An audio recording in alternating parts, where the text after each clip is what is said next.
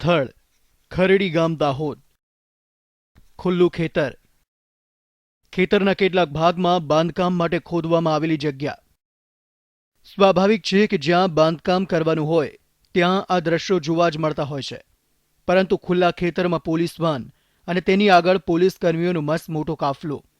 આ વાત કંઈક અલગ જ દિશા નિર્દેશ કરે છે અને કોઈ ગર્ભિત શંકા ઊભી કરે છે કે એવું તો અહીં ખુલ્લા ખેતરમાં શું છે કે પોલીસનો કાફલો સ્થળ પર ચઢી આવ્યો.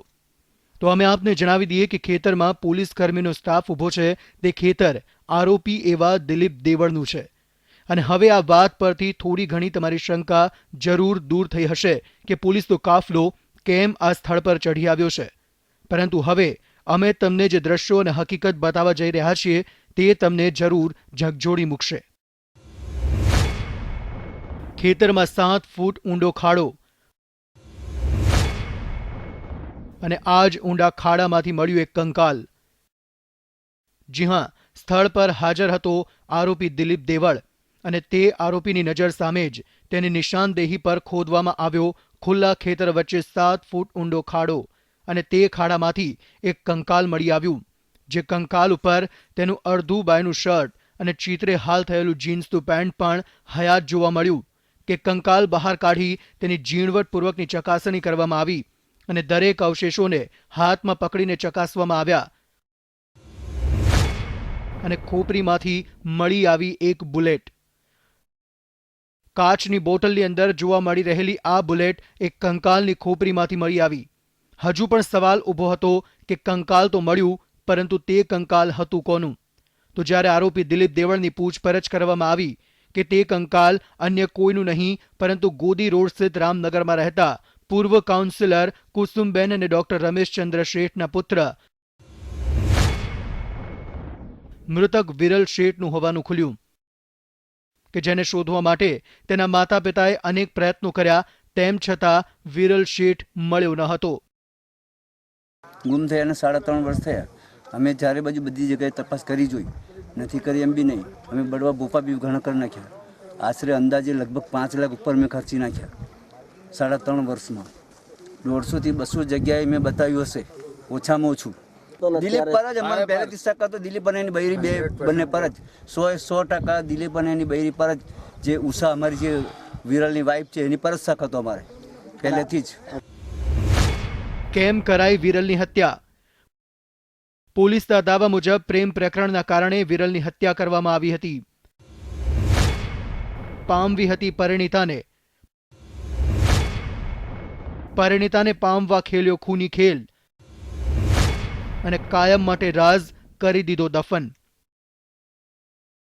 તારીખ 4 ડિસેમ્બર 2013 વિરલ શેઠ રહસ્યમય સંજોગોમાં ગુમ થઈ ગયો હતો, જે મામલે પોલીસ સ્ટેશનમાં ફરિયાદ પણ નોંધાવવામાં આવી હતી. પરંતુ ના તો તેની કોઈ માહિતી પ્રાપ્ત થઈ કે ના તો કોઈ ખબર. પરંતુ 3.5 વર્ષ પછી બહાર આવેલા વિરલના કંકાલે તમામ રાઝ પરથી પડદો ઉચકી દીધો અને દિલીપ સહિત પરિણીતાના કારસ્તાનનો પર્દાફાશ કરી દીધો. વિરલની પત્ની સાથે હતા દિલીપના આડા સંબંધો. વિરલની પત્નીને પામવા કરાઈ હત્યા.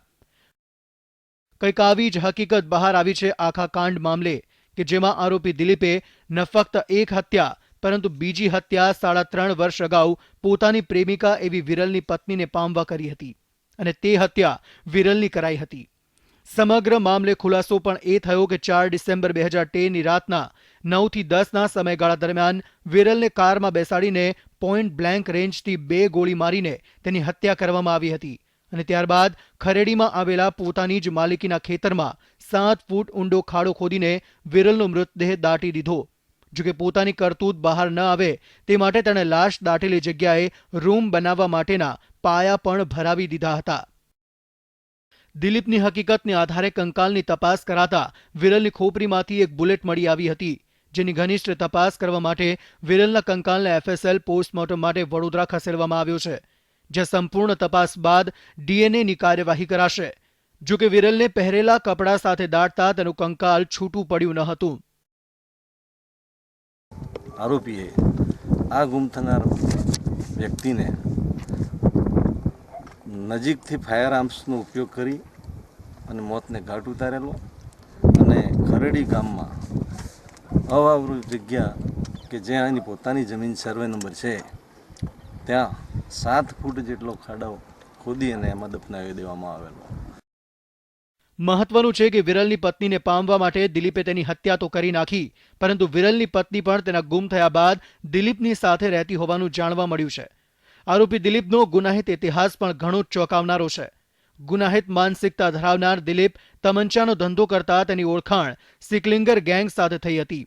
કેટલાક સમય અગાઉ દિલીપ અમદાવાદમાં તમંચા, રિવોલ્વર સહિતના 7 હથિયારો સાથે પકડાયો હતો, જે મામલે તેને વિરુદ્ધ આર્મ્સ એક્ટનો ગુનો નોંધી તેને જેલ હવાલે કરાયો હતો. પરંતુ જામીન પર છૂટ્યા બાદ દિલીપ પોતાની દાદાગીરીથી જમીન અને મકાનની લેવેચમાં પોતાની પકડ જમાવવામાં સફળ થયો હતો.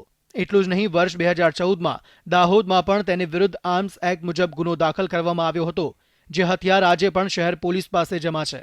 ત્યારે પોલીસ હવે એ હથિયાર શોધી રહી છે જેનાથી વિરલની તેણે હત્યા કરી હતી.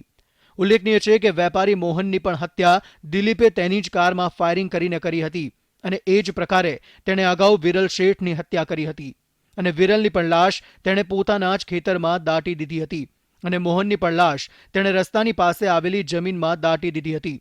પરંતુ સત્ય વધુ સમય સુધી છુપાતું નથી તેમ પોલીસે ઉકેલી નાખેલા મોહનના કેસમાં પકડાયેલા દિલીપની કરમ કુંડળીએ જ તેનો પર્દાફાશ કરી નાખ્યો અને 3.5 વર્ષથી જે કેસ અભેરાઈએ ચડી ગયો હતો તેનો પણ ઉકેલ આવી ગયો છે. સાબિર ભાભોર સાથે bureau report, ETV news, crime file, Dahod.